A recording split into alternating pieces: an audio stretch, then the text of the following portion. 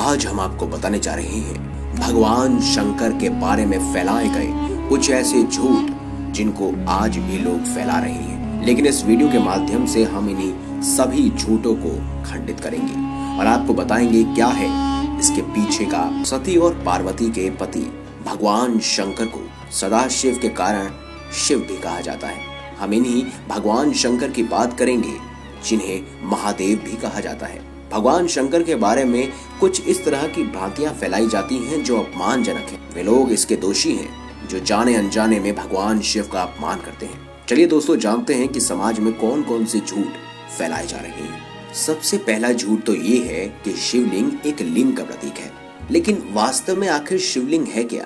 दोस्तों, ये दुख की बात है कि बहुत से लोग कालांतर में योनि और शिष्य की तरह शिवलिंग की आकृति को गढ़ा और उसके चित्र भी फेसबुक और व्हाट्सएप पर पोस्ट करते रहते हैं और उसके बारे में अलग अलग प्रकार की टिप्पणियां करते हैं। लेकिन दोस्तों, उसके पीछे का सच क्या है, चलिए जानते हैं। दोस्तों, शिवलिंग का अर्थ है भगवान शिव का आदि अनादि स्वरूप, शून्य आकाश अनंत ब्रह्मांड और निराकार परम पुरुष का प्रतीक होने से इसे लिंग कहा गया है। जिस तरह भगवान विष्णु का प्रतीक चिन्ह शालिग्राम है, उसी तरह भगवान शंकर का प्रतीक चिन्ह शिवलिंग है। इस पिंड की आकृति हमारी आत्मा की ज्योति की तरह होती है। साथ ही साथ आज के मॉडर्न साइंस के वैज्ञानिक ये मानते हैं कि एक शिवलिंग एक न्यूक्लियर आर्ट रिएक्टर है। इसके अलावा वो कहते हैं कि इसी के अंदर संपूर्ण ब्रह्मांड बसा हुआ है। तो अगली बार अगर आपसे कोई भी कहे कि शिवलिंग का अर्थ क्या है, तो आप साफ शब्दों में कहिएगा कि शिवलिंग का अर्थ है भगवान शिव का आदि अनादि स्वरूप, जो कभी खत्म नहीं हो सकता, कभी नष्ट नहीं हो सका, कभी उत्पन्न नहीं हो सकता। अगला झूठ जो आजकल ज्यादातर युवा फैलाते हैं वो ये है कि भांग और गांजा पीते हैं भगवान शंकर। तो इसका जवाब दोस्तों हम देंगे नहीं। शिव पुराण सहित किसी भी ग्रंथ में ऐसा नहीं लिखा गया कि भगवान शिव या शंकर भांग गांजा इत्यादि का सेवन करते हैं। बहुत से लोगों ने भगवान शंकर के ऐसे चित्र भी बना दिए हैं और फेसबुक और व्हाट्सएप में हर जगह पोस्ट कर दिए हैं जहां भगवान शिव चिल्लम पीते हुए नजर आते हैं। ये दोनों की कृतियां भगवान शंकर का अपमान करने जैसा है। ये भगवान शंकर की छवि को खराब करने जैसा है।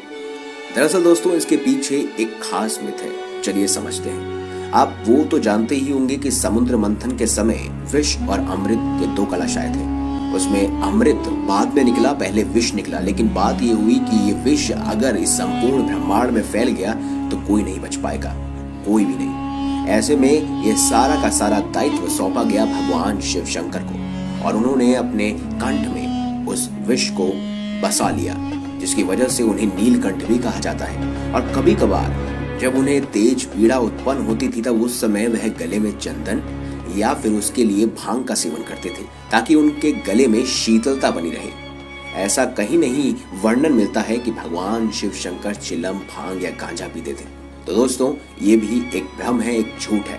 एक और सवाल जो आजकल के लोग पूछते हैं, क्या भगवान शंकर को नहीं मालूम था कि गणेश पार्वती के पुत्र हैं? फिर उन्होंने अनजाने में उनकी गर्दन काट दी। ऐसा क्यों किया? फिर जब उन्हें मालूम पड़ा तो उन्होंने उस पर हाथी की गर्दन जोड़ दी। जब शिव जी ये नहीं जान सके कि उनका पुत्र कौन है तो फिर उन्हें भगवान क्यों कहा जाता है? दोस्तों, चलिए इसका उत्तर भी आपको देते हैं। भगवान शिव के संपूर्ण चरित्र को पढ़ना जरूरी है।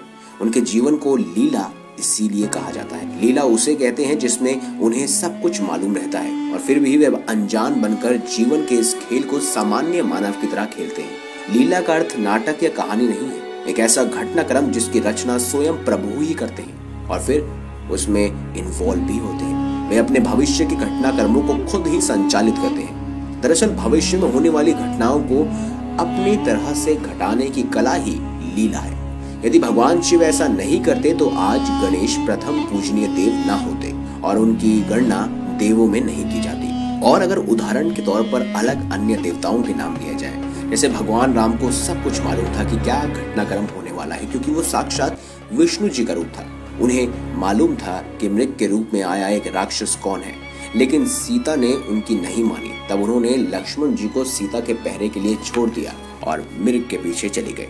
इस तरह भगवान श्री कृष्ण अर्जुन से कहते हैं कि तू किसी को नहीं मार रहा, ये सब तो पहले ही मेरे द्वारा मारे जा चुके हैं। अब तो ये बस एक खेल चल रहा है, बारबरिक से जब महाभारत का वर्णन पूछा गया तो उसने कहा कि मैंने तो दोनों ही ओर से कृष्ण योद्धाओं को मरते हुए देखा है। इस तरह कहा जाता है कि सहदेव को महाभारत का परिणाम पहले ही मालूम था, लेकिन श्री कृष्ण ने उन्हें चुप रहने के लिए कहा था। यही तो है असली लीला। एक और खास सवाल आजकल के युग में उठता है। क्रिश्चियन धर्म के बारे में तो आप सब जानते होंगे, एडम और ईव। तो ऐसे में बहुत सारे लोगों का ये मतभेद रहता है कि क्या शिव पार्वती ही आदम और ईव है। दोस्तों, भगवान शंकर को आदिदेव भी कहा जाता है। शंकर के दो पुत्र थे, गणेश और कार्तिकेय। जैसा कि कहा गया है कि आदम के दो पुत्र कैन और हाबिल थे। कैन बुरा और हाबिल अच्छा। पार्वती ही क्यों ईव मानी जाती है? कुछ विद्वानों का मानना है कि स्वयंभू मनु और शतरूपा ही आदम और हवा थे। शिव का पहला विवाह राजा दक्ष की पुत्री सती से हुआ था, जो आग में कूदकर भस्म हो गई। उनका दूसरा विवाह पर्वत राज्य हिमालय की पुत्री उमा से हुआ, जिन्हें पार्वती भी कहते हैं, और पार्वती से उनको एक पुत्र की प्राप्ति हुई।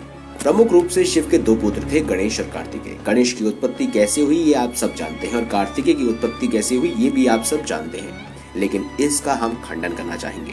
आपको बता दें कि भगवान शिव और पार्वती एडम और ईव नहीं है।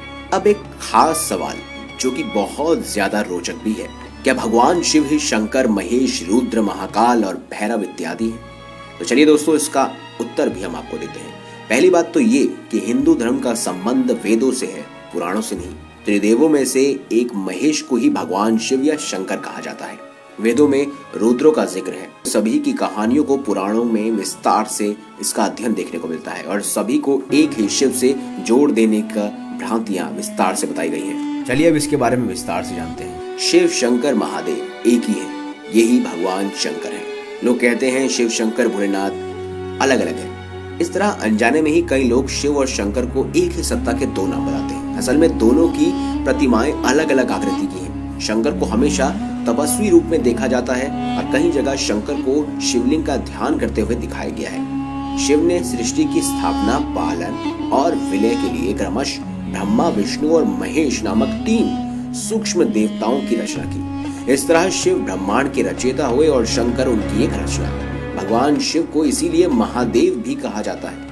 इसके अलावा शिव को 108 दूसरे नामों से भी पुकारा जाता है। तो दोस्तों, ये सिर्फ और सिर्फ आपका मत है, लेकिन आपको बता दें कि मिथ आपका गलत है।